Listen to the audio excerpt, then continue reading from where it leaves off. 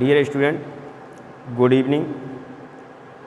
आपके BP Krishna career channel में स्वागत है। हम हिंदी की नेक्स्ट वीडियो बनाने जा रहे हैं और इसमें आज हम वर्णमाला पे बात करेंगे, स्वर और व्यंजनों पे। इससे पहले मैंने छोटे जो पॉइंट थे, मैंने वहाँ से क्वेश्चन आते हैं, मैंने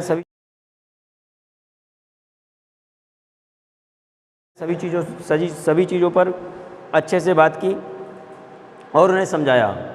अब हम आगे देखते हैं कि सबसे पहले क्या है कि हम वर्णमाला को देखते हैं कि वर्णमाला में अक्षर कितने होते हैं। तो वर्णमाला में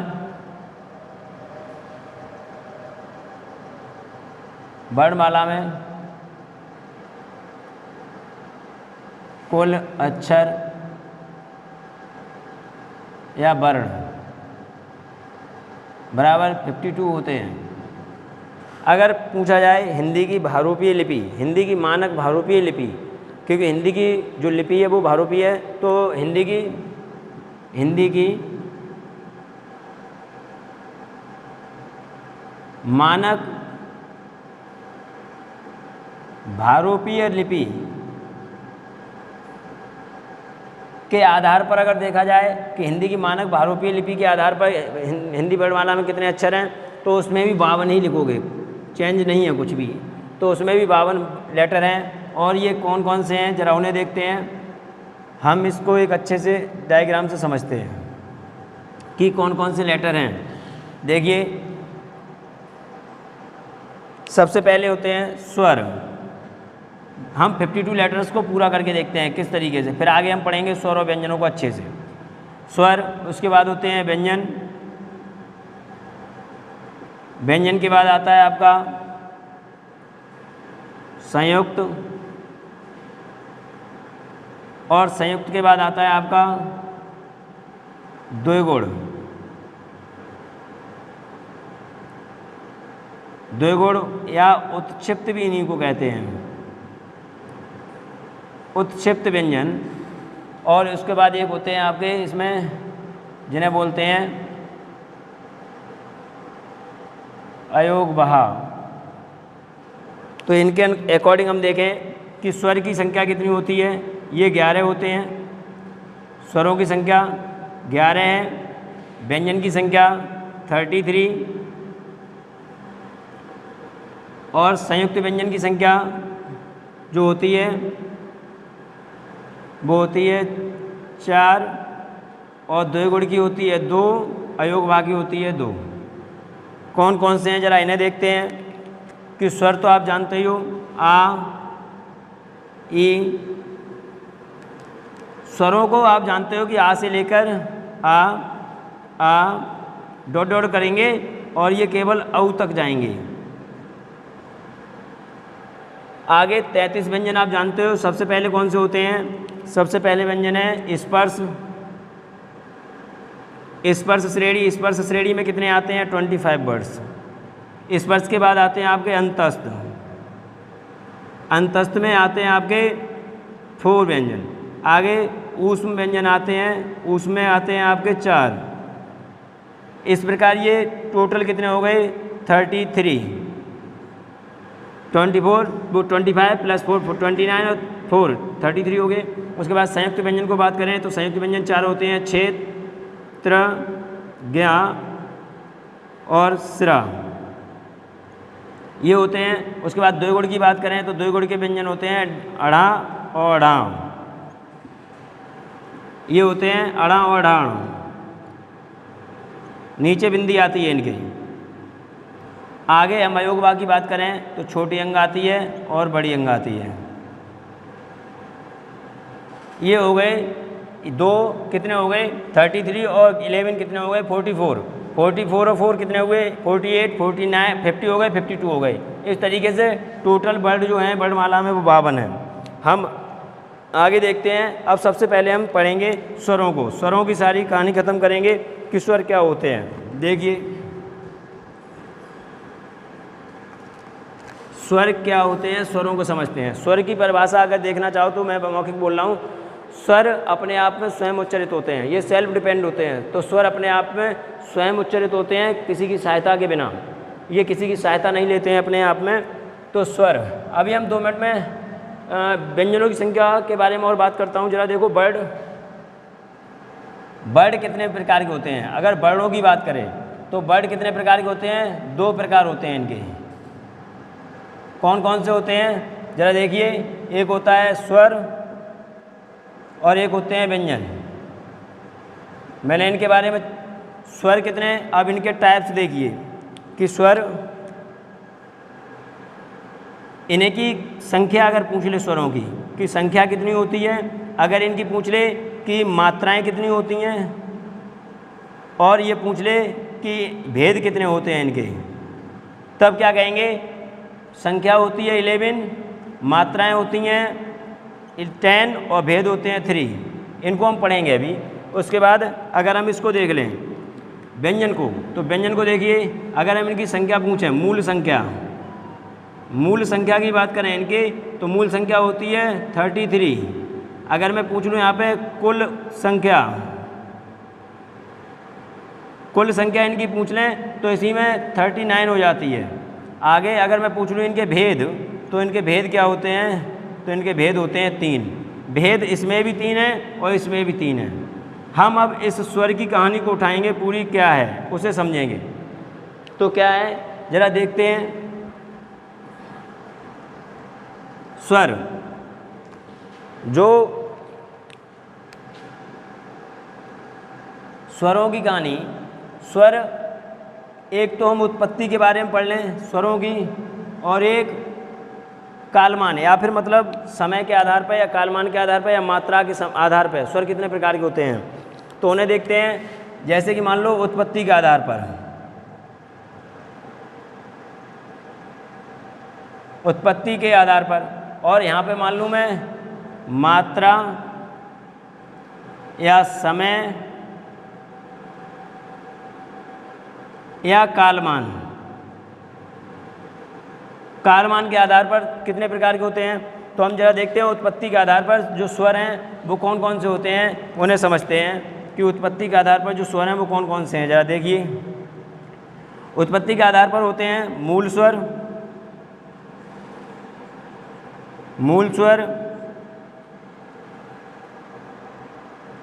और होते हैं आपके संयुक्ता स्वर। इन्हें हम बाद में डिफाइन करेंगे अच्छे से। संयुक्त स्वर में यहीं से याद रखिए, ये जो वर्ण है ये आपकी संधियाँ 3 क्लियर करते हैं। यहाँ पे 3 संधियाँ क्लियर हो जाती हैं इन्हीं वर्णों से, जो संयुक्त वर्ण हैं। इसमें क्या होता है, इसमें एक होता है दीर्घ वर्ण। ये जो संयुक्त वर्ण है वो डिवाइड हैं दीर्घ वर्णों में, और होते हैं संधि।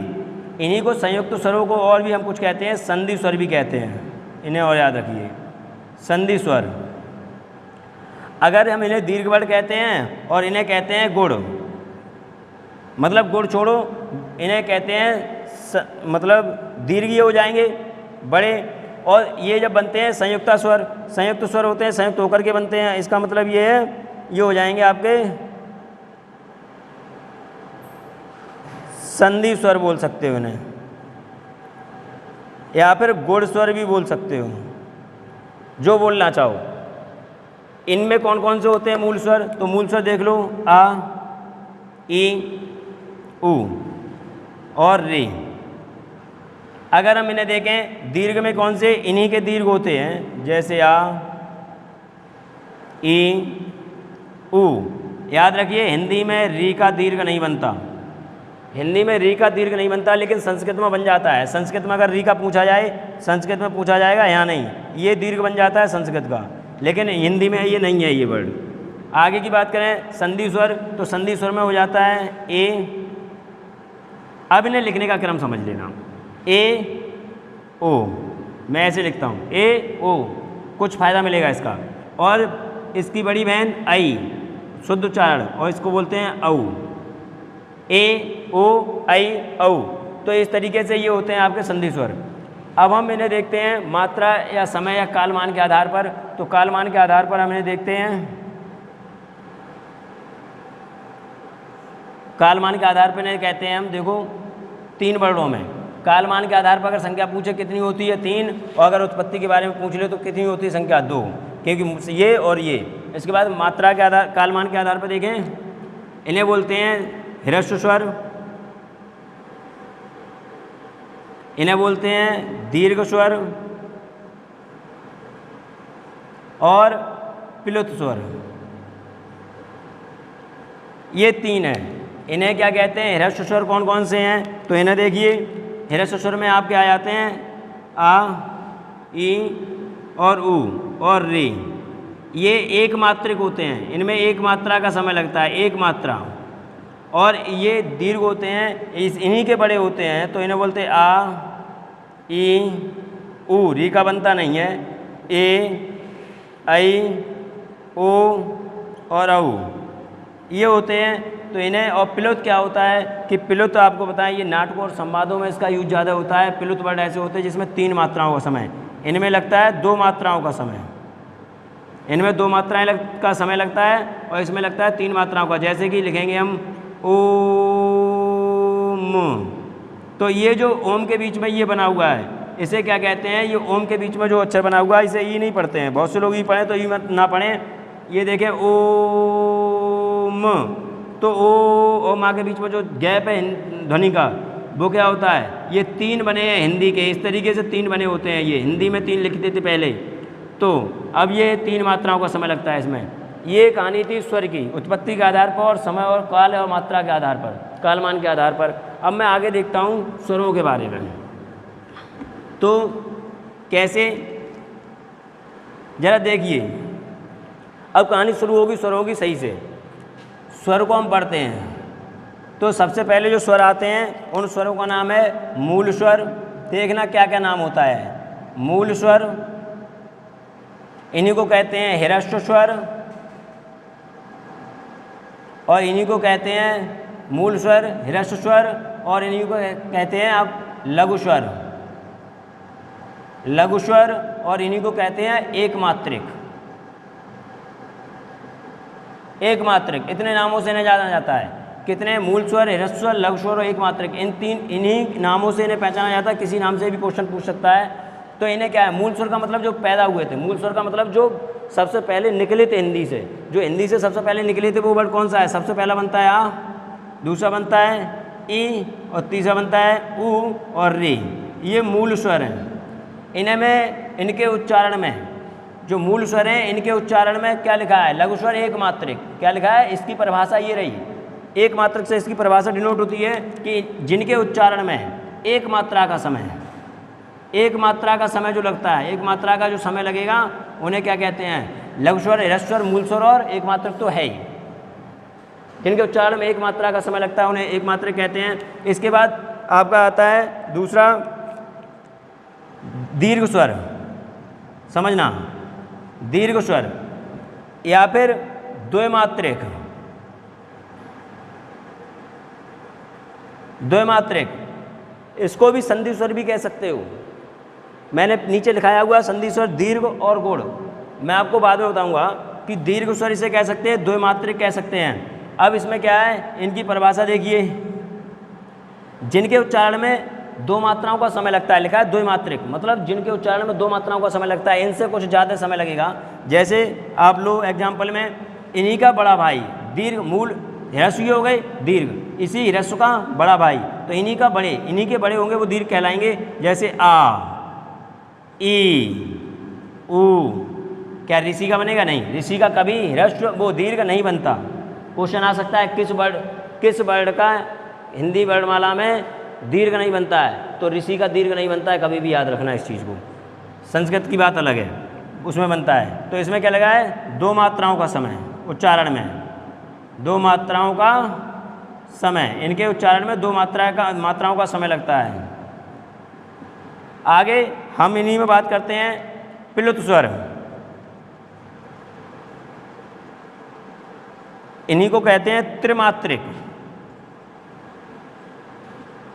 कह दो त्रिमात्रिक, या फिर 3 मात्राओं से अधिक समय लगता है, उन्हें कहते हैं हम प्लुत स्वर। और इनका प्रयोग जो होता है ज़्यादातर नाटकों और संवादों में होता है। जो प्लुत स्वर हैं, इनका जो प्रयोग होता है वो नाटकों व संवादों इनका प्रयोग नाटकों व संवादों में होता है ज़्यादातर। जैसे कौन सा वर्ड हो सकता है, जैसे हम लिखें, पेपर में आया था ओम, ये जो ओम के बीच में ये निशान दिख रहा है आपको, ये वाला जो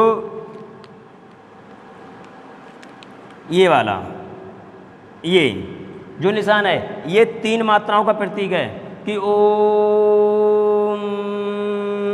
तो ओ और माँ के बीच में जो गैप हो रहा है ध्वनि का, वो पिलुत्व स्वर के अंतर्गत आता है। जैसे नाटकों में कोई लयात्मक तरीका से गाते हैं, जैसे श्री गुरु चरण सरोज रज निज मन मुकुल सुधार, तो जो सुधार इतना लंबा खींच रहे हैं ना, तो उसमें जो इतनी लयात्मक तरीके से जो आवाज़ों में टाइम लग रहा है, तो वो पिलुत्व स्वर के अंतर्गत आते हैं। नाटकों और संवादों में सबसे ज़्यादा इसका प्रयोग होता है पिलुत्व स्वर का। अब हम बात करते हैं कि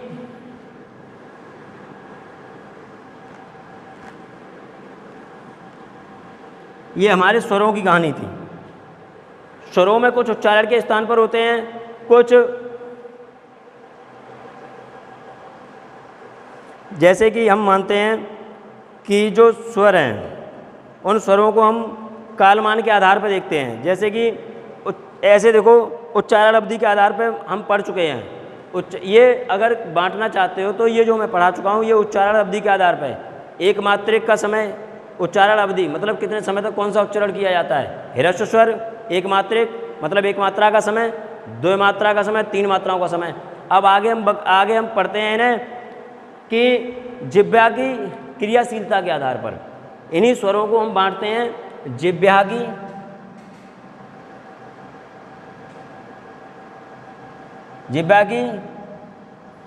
क्रियाशीलता,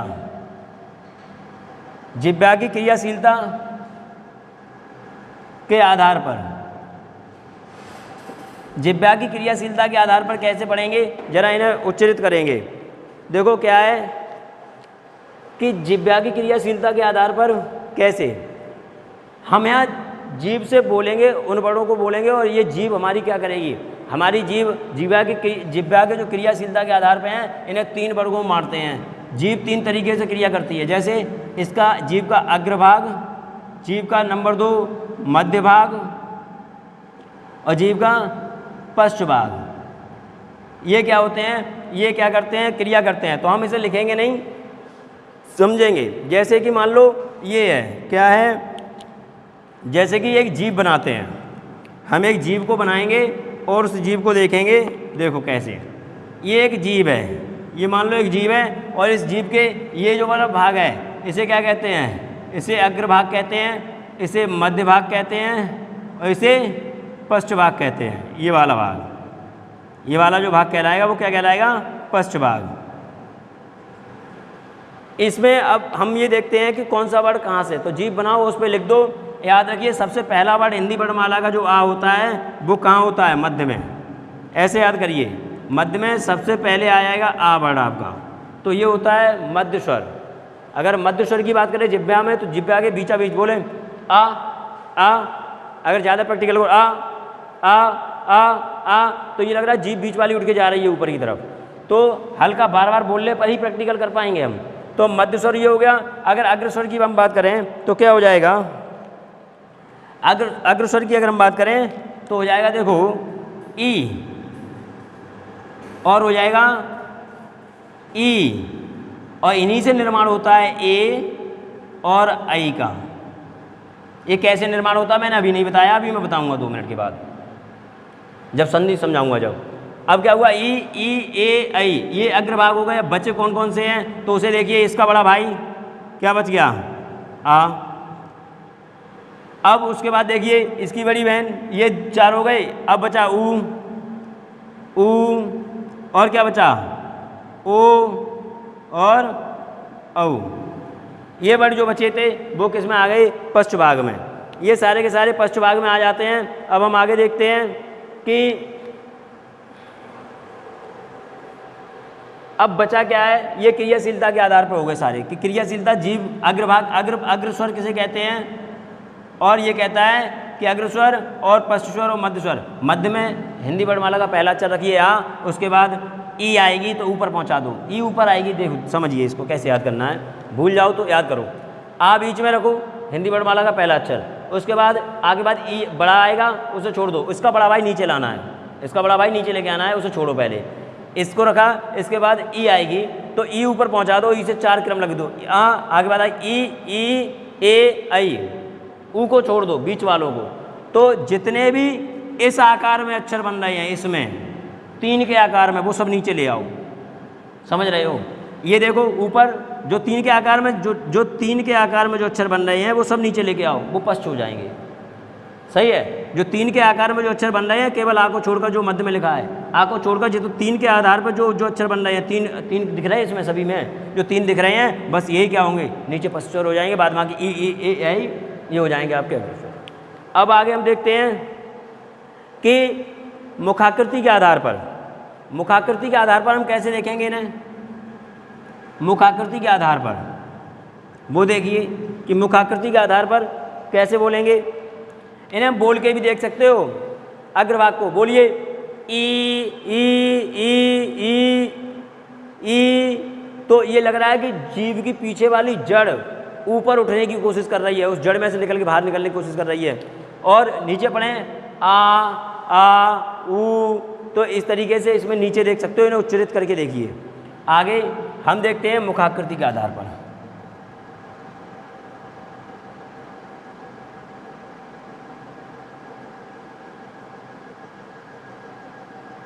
मुखाकृति के आधार पर इन्हें 4 भागों में बांटा गया है कि मुख की आकृति कैसे बनेगी। ये पेपर में पूछे जाते हैं, कौन सा संवृत है कौन सा विव्रत है।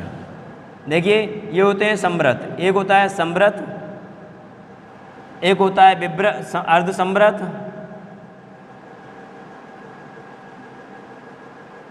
और एक होता है विव्रत, और एक होता है अर्ध विव्रत। मैं इनकी परिभाषा बताऊं तो आप परिभाषा नहीं समझ पाएंगे। ये वृत्त की तरह बहुत कम खुलते हैं, ये वृत्त की तरह पूरे खुलते हैं, ये पूरे खुलते हैं, ये वृत्त की तरह बंद रहते हैं। आप समझ नहीं पाओगे, इसलिए मैं बताना नहीं चाहता। इन्हें सिर्फ समझिए किस तरीके से। अगर मैं समृद्ध में स्वरों की संख्या देखूं कि समृद्ध में कौन कौन से स्वर आते हैं, तो उन्हें देखिए समृद्ध में जो स्वर आते हैं वो ई और उ आते हैं। देखिए समृद्ध में आते हैं ई उ, याद में करवाऊंगा, अभी केवल लिखते चलिए। ये 4 वर्ड आ गए समृद्ध में। अगर मैं विव्रत की बात करूं तो विव्रत में आते हैं आ और ए, आ और ए।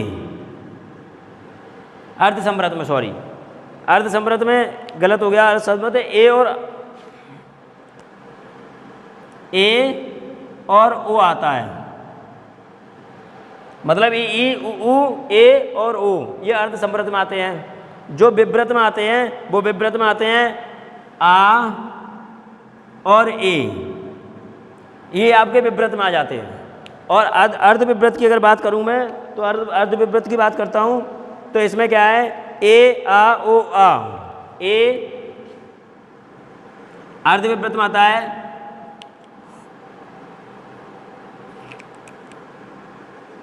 आ ए ओ। अब जरा ये देखना, यहाँ पे इसी का एक आगत व्यंजन और आता है विव्रत में, इसे आगत व्यंजन कहते हैं इन्हें। तो इन्हें याद कैसे करेंगे वो देखो कि अर्ध समृद्ध कैसे, वो समृद्ध कैसे, अर्ध समृद्ध कैसे, विव्रत कैसे और अर्ध विव्रत कैसे।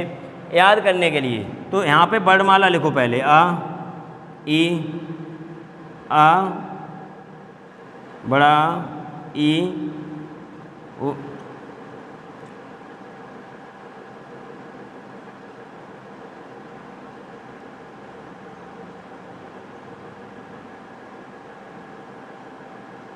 ये यहाँ तक लिखो, इन दोनों की बात कर रहा हूँ मैं। आपको कुछ नहीं देखना है, इन वर्णों को देखिए क्या बोलते हैं, आ ई। ये क्रम से उठाइए, पहले तो छोड़ो और इन दोनों को उठाओ, इन क्रम को, ई उ, ये कहाँ लगा दो, समृत में, सही है। इसका छोटा उठाओ और इसका छोटा उठाओ, नहीं तो ऐसा करो। इन्हें लिखने का मैंने क्रम बताया था अभी थोड़ी देर पहले, कैसे लिखना है, इस तरीके से लिख लो, मतलब छोटी ए और छोटा ओ और बड़ी ए और बड़ा ओ। कैसे करोगे, तो अब ये देखो ये क्रम उठा लिया दो को छोड़ के, ये रख दिया समवर्त में, और ये क्रम उठा लो इन दोनों का, ये रख दो विव्रत में। ये दोनों विव्रत में हो गई, ये समवर्त हो गई, ये विव्रत हो गई। अब हम इसकी बात करें तो कैसे करोगे? इसको आ ई उ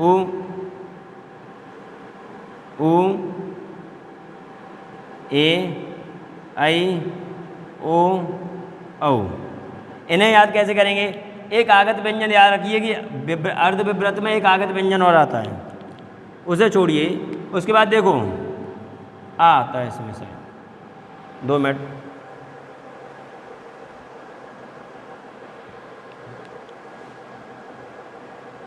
सही है, छोटा है। अब देखो इसे कैसे याद करेंगे कि इसे याद करेंगे इसका बड़ा और इसकी बड़ी। तो देखिए इसका पहला छोड़ के इसका बड़ा उठाइए और इसकी बड़ी उठाइए, एक ही। सही है, इसका बड़ा और इसकी बड़ी दोनों आगे किस में? ये दोनों आगे विव्रत में। सही है। अब बचता क्या है? इसका छोटा बचता है, तो उसके छोटे को उठाइए, ये उठाएंगे छोटे वाले को। अब इसी जिसके बड़े उठाए हैं उसी के छोटे छोटे उठाओ दोनों। उसके छोटा उठाया, इसका छोटा और आगे वाले का भी छोटा। ये तो छोटे छोटे जो हैं सारे के सारे छोटे छोटे हैं वो कहाँ जा रहे हैं? ये देखो, जिसके बड़े उठाए हैं दोनों विव्रत में, उनके छोटे उठा लो दोनों, उससे अगला वाला छोटा उठा लो, तो ये सब छोटे वाले कहाँ चले जाएंगे? इधर, और एक आगत व्यंजन और हो जाएगा, स्वर हो जाएगा, सॉरी।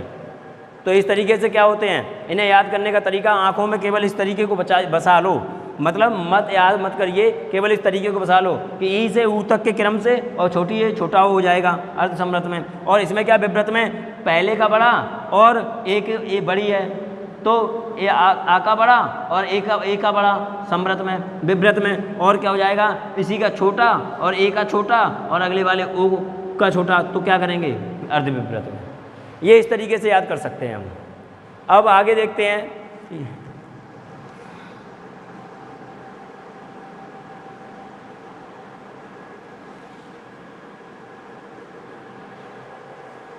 अब आगे की कहानी है अनुनासिक वर्ड। अनुनासिक वर्ड या अनुनासिक स्वर, अनुनासिक ध्वनियाँ लिखो।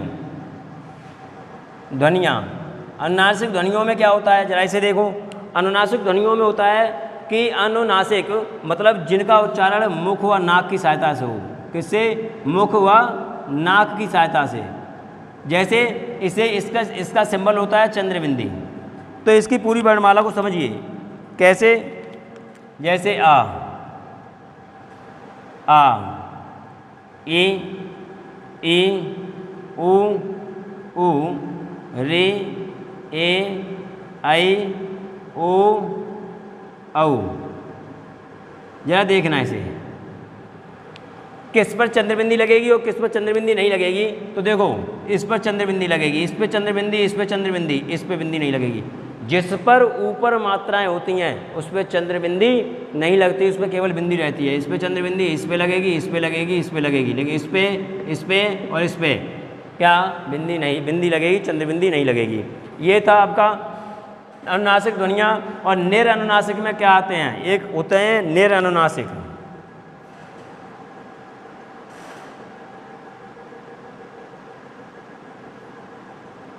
निरानुनासिक ध्वनियाँ। जो निर अनुनासिक की बात कभी भी करे, निर का मतलब जो अनुनासिक नहीं है, जो नाक की सहायता से नहीं बोली जाती हैं, जिसमें नाक का सहयोग नहीं होता है, तो वो सभी स्वर आ जाते हैं। जितने भी हैं आपके सभी स्वर वर्ड होते हैं वो निरानुनासिक हो जाते हैं। ये सभी स्वर जो इनके बोलने में नाक की सहायता नहीं ली जाती है, उन्हें क्या कहते हैं? निरानुनासिक ध्वनियाँ। अब आगे की हम बात करें। ये कहानी खत्म हुई आपकी। अब जरा मैं थोड़ा कैसे समझना चाहता हूँ इन्हीं स्वरों को। स्वर लगभग मैंने सारे ख़त्म कर दिए। जरा मैं इन स्वरों को और देखता हूँ 2 मिनट कि किस तरीके से और हम डिफाइन कर सकते हैं। तो देखिए,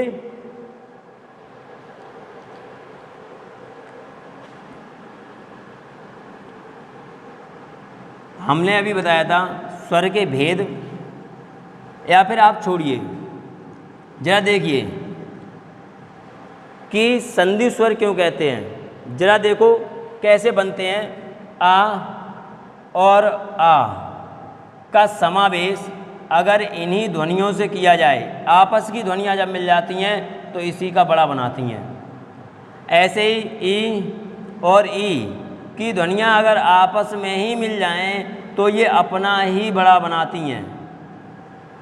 अगर हम इसको बताएं ऊ और ऊ की ध्वनियाँ आपस में ही अगर मिल जाएं, किसी अन्य ध्वनि से ना मिलें, तो ये क्या करती हैं, अपना ही बड़ा बना देती हैं। तो ये देखो, ये आते हैं दीर्घ वर्ण सारे, मैंने आपको बताया था, सॉरी, ये आते हैं आपके ह्रस्व स्वर। ये दीर्घ वर्ण के अंतर्गत आते हैं, क्योंकि यहाँ लिखा तो छोटा है, लेकिन ये हमारे सारे दीर्घ वर्ण मिले हैं ना मुझे, तो इन्हें देखते हैं दीर्घ वर्ण। जैसे कि दीर्घ वर्ण होता है दीर्घ।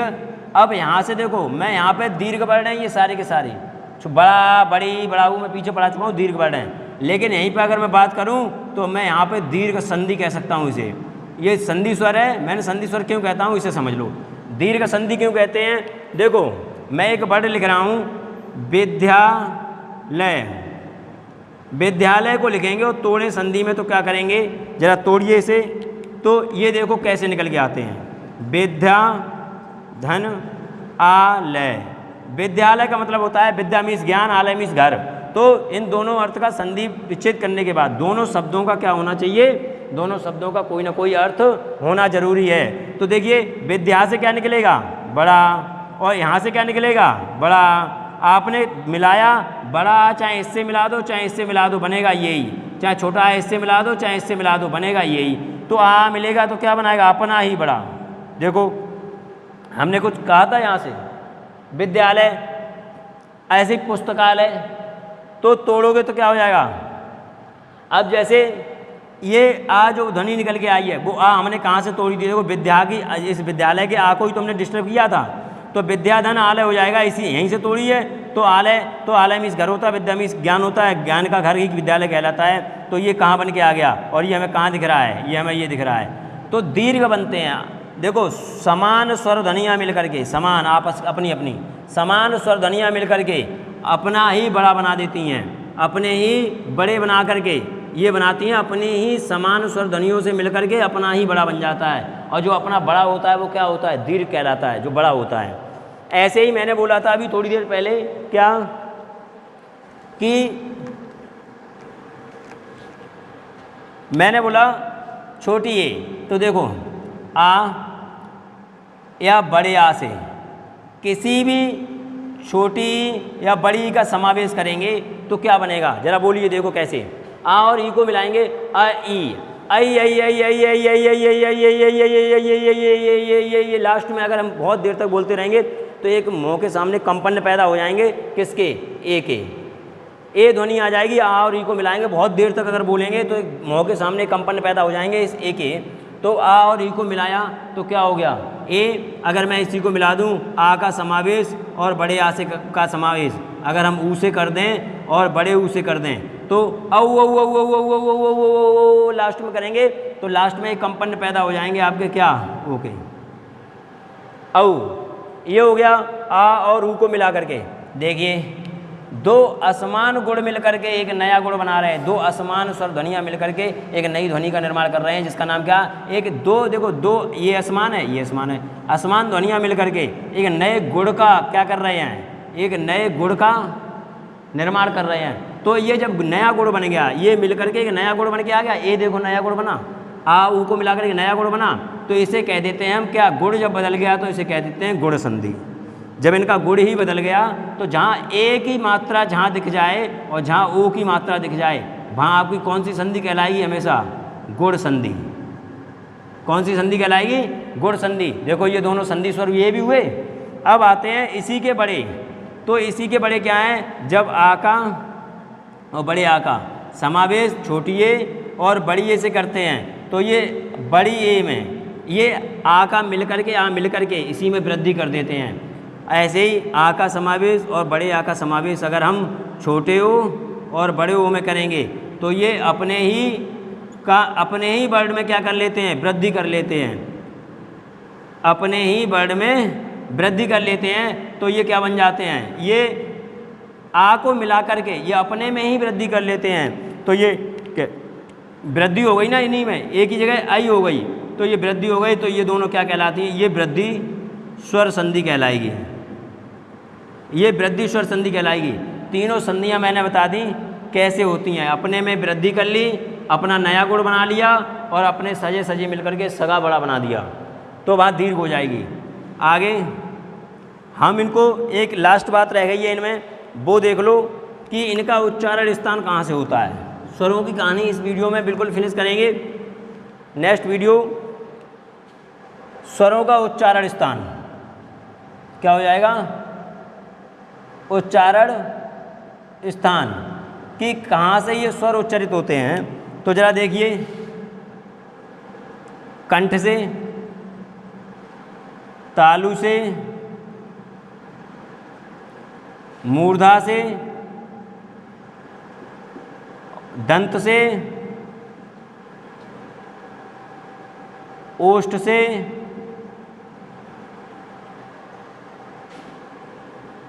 कंठोष्ठ, कंठोष्ठ से और दंतोष्ठ नहीं, कंठोष्ठ और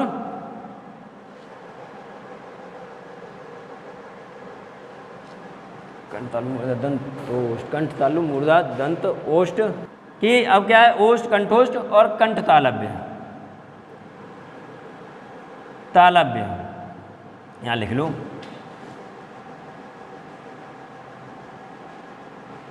कंठ तालव्य। अब जरा देखना इसे, इन्हें याद हम बाद में करवाएंगे जब पूरी व्यंजन वर्णमाला व्यंजनों को ले लेंगे, उसके बाद आ से ज्ञा तक के सभी वर्णों का उच्चारण स्थान बता देंगे 5 लाइनों में, कैसे कहाँ से उच्चारित होगा याद करवा देंगे। लेकिन अभी स्वरों का देख लो सिर्फ कि इचु ऐसा वो अकोह विसर्जनीय नाम कंठा, एक लाइन होती है संस्कृत, ये संस्कृत से याद कर पाएंगे। अकोह विसर्जनीय नाम कंठा, तो आ और बड़ा ये दोनों कंठ से होते हैं। अब इचु ऐसा नाम तालु, तो ई और बड़ी ये तालु से होते हैं। ऋतु रसा नाम मूर्धा, तो ऋतु री मूर्धा से होता है। दंत से कोई भी स्वर उच्चारित नहीं होता है, दंत से कोई भी स्वर उच्चारित नहीं होता है। ओष्ठ का मतलब होता है उपु उपदमानीय नाम ओष्ठा, उपू, उपू का मतलब होता है ऊ, छोटा ऊ बड़ा ऊ। और कंठ देखो, कंठ ओष्ठ, तो कंठ वाला वर्ड ले लो और ओष्ठ वाला वर्ड ले लो। कंठ वाला वर्ड ले लेंगे और ओष्ठ वाला वर्ड ले लेंगे, तो मैंने क्या बताया था, आ और ऊ को मिलाएंगे तो बताओ क्या बनेगा, तुम ही खुद बता लो। औ औ औ औ मैंने बताया था, तो औ बन रहा है। तो यहाँ पे क्या कंठोष्ठ में क्या आ जाएगा, छोटा ओ, इसमें क्या आ जाएगा, छोटा ओ और औ। अब मैं कहूँगा आपसे कि कंठोष्ठ कंठ तालव्य, तो कंठ से मिलने वाला वर्ड और तालु से मिलने वाला वर्ड लगा लो, ये इस तरीके से, ये कंठ वाले, तो कंठ और तालु को जब मिलाओगे तो कैसे, देखो आ और मैंने आपको अभी तक बताया था अभी ई, तो आई आई आई आई आई आई किससे हो जाएगी, ये दोनों तो आसान है याद करना। कंठ तालव्य जब दो ध्वनियों को कंठ और ओष्ठ मिले तो कंठ और ओष्ठ वाले मिला के बता दो क्या हो जाएगा, और इससे मिले तो ये बता दो, तो क्या हो जाएंगे ये ए और बड़ी ये इनके उच्चारण स्थान है कि कहाँ से उच्चारित होंगे। देखो अब कैसे याद करना है, छोटा बड़ा, छोटी बड़ी, ऋषि, सही है, समझना, ऋषि को पहले लेके आना है ऊ से। देखो कैसे, कंठ तालु मूर्धा दंत ओष्ठ, ये याद करने पड़ेंगे जब इस पर श्रेणी व्यंजन वर्ड पढ़ोगे तब, क्योंकि कंठ तालु मूर्धा दंत ओष्ठ ये याद करना बहुत जरूरी है, क्योंकि याद नहीं करोगे तो पता नहीं चल पाएगा कौन सा वर्ड कहाँ से निकल रहा है। देखो अ आ ई जब क्रम से ये याद होंगे, कंठ तालु मूर्धा दंत ओष्ठ, तो अ आ ई ऋषि, ओ ओ, बस हो गया, इतने तक याद कर लो, यहाँ तक याद कर लिया, अ आ ई ऋषि, ऊ हो गया। अब बस कंठ तालु से मिलाओगे कंठ तालव्य और कंठोष्ठ से मिलाओगे तो कंठोष्ठ, ये आप ध्वनियाँ यहाँ से लगा सकते हो ऐसे इस तरीके से। तो ये तो थे उच्चारण स्थान, लेकिन याद रखिए उच्चारण स्थान स्वरों के, उच्चारण स्थान के आधार पर स्वर कितने प्रकार के होते हैं जरा देख लो, 1 2 3 4 5 6 हैं कितने, 7, लेकिन दंत नहीं होता है। तो कितने उच्चारण स्थान के आधार पर स्वर कितने प्रकार के हो गए, 6 प्रकार के। ये क्वेश्चन बन सकता है। स्वरों की कहानी मैंने इस वीडियो में बिल्कुल ख़त्म कर दी, स्वर इतने ही हैं, जो कुछ था मैंने सब कुछ बता दिया स्वरों के बारे में। अब हम कल व्यंजनों की बात करेंगे। एक चीज़ नोट करके और मैं पॉइंट यहीं बताना चाहता हूँ कि स्वर जो हैं कभी दो स्वर नहीं मिल सकते आपस में, लेकिन दो व्यंजन मिल सकते हैं। कैसे, जरा समझिए। दो स्वर कभी नहीं मिल सकते, कभी नहीं मिल सकते। दो स्वर आपस में कभी नहीं मिल सकते हैं, लेकिन दो व्यंजन मिल सकते हैं। दो व्यंजन आपस में मिल सकते हैं। लो तुम तो, अब तुम्हें हम ज़्यादा दूर नहीं ले जाएंगे, तुम हमारे दिमाग में यहीं आ गया कि यहीं पे देख लो इसी वर्ड को, इसी वर्ड को देखो और देखो कैसे व्यंजन मिल रहे हैं। तो व्यंजन में व्यंजन को ही देख लो कि व्यंजन में उआ उठाओ, उआ आधा है, या उठाओ आधा है, और आ लगाओ, जा उठाओ आधा है, आगे आ उठाओ आधा है, वो और ना उठाओ अधूरा, और ये आ उठाओ। देखो हुआ या में मिलेगा, तो ये देखो ये हुआ या में ही तो मिला है कि आ में मिला है। ये अगर यहाँ होता, यहाँ इसके यहाँ पे या हुआ होता तो आ में मिला होता, नहीं। किस में पहले बनेगा हुआ, फिर बनेगा या, ऐसे ये दो व्यंजन बढ़ गई।